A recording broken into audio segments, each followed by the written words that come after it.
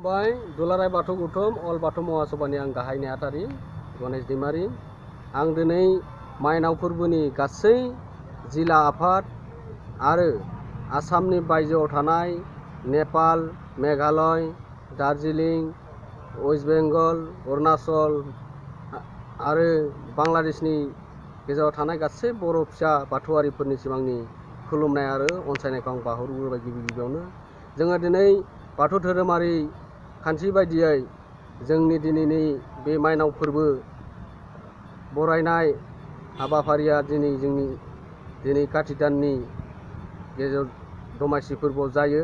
बेनिखायनो गासै माइनाव फोरबोखौ मोजाङै मोजां बरायनो थाखाय आं गासैखौबो खावलायबाय आरो आंनि गौथुमारि आफादनिफ्राय आङो गासैनिसिमबो आंनि अनसायनायखौ बावहरनाय जाबाय। गोजोन्थों। जाय बिथांमोना जोंनि चेनेलखौ साबस्क्राइब खालामाखै बिथांमोनखौ जोंनि चेनेलखौ साबस्क्राइब खालामनो बेल आइकनखौ थुनो खावलायहरबाय।